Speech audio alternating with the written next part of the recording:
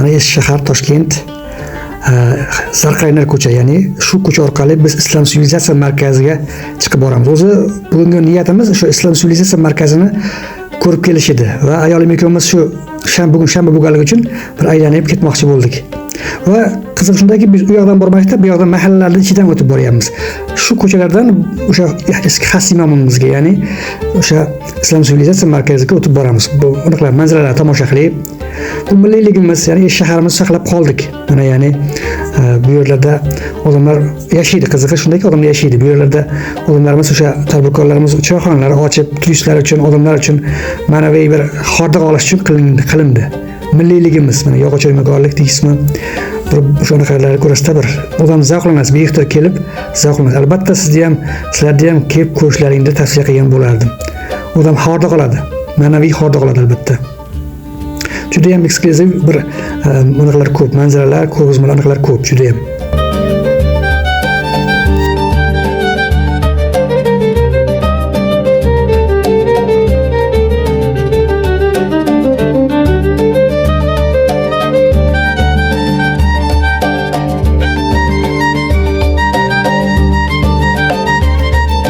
Yana bir qiziq faktni gapirib o'taman. Biz endi shaharliklar, ya'ni shahar turamiz. Mana shu joydan men 2 kilometr narida turaman, nariga mahalla turaman, lekin shu shaharliklar o'zi toshkentliklar kelib ko'rmaydi shuni, lekin chet eldan kelib bo'lsa, Qozog'iston, Qirg'iziston, O'rta Osiyodan kelib bu joylarni tomosha qilishadi.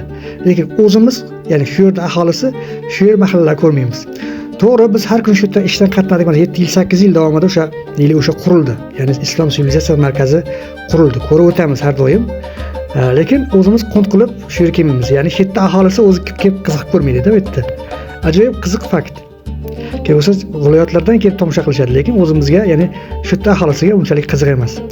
Men xohlardimki, albatta bu yerga anaqa qilishingiz. Mana ko'ryapsiz, shu mahalla orqali mana Islom sivilizatsiya markaziga chiqib bordik. Bu yerda ikkita uchta ko'chalar bor, shunaqa o'xshagan ko'chalar bor, eski ko'chalarimiz. Hammasi bir masalan, mana shunday uslubda qurilgan uylar. Hammasi milliylik uslubida qurilgan. Juda ham mahobatli, mana ko'ryapsiz.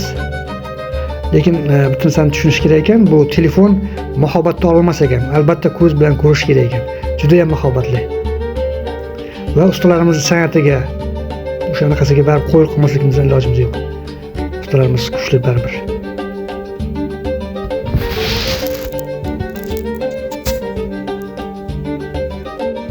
Mana gullar ko'ryapsiz, manzaralar kreativ yondashilgan, ya'ni bir niyabishti deydimi, uchasiga chiroyli o'ta go'zal mana qilingan juda ham.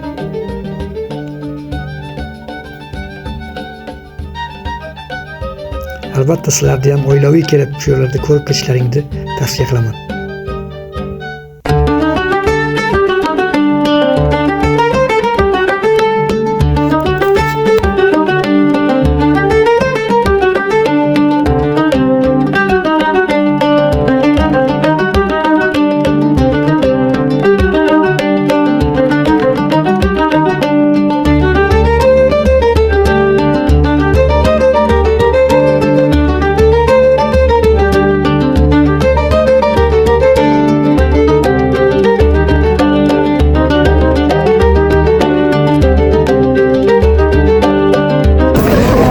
Qisqagina videoga agar yoqqan bo'lsa, like va podpiska bosing. Albatta shuni chiqishga turaman. Keyin hozir kirmoqchi bo'ldim ichiga, lekin ochit ko'p ekan. Shunga kiraman bir.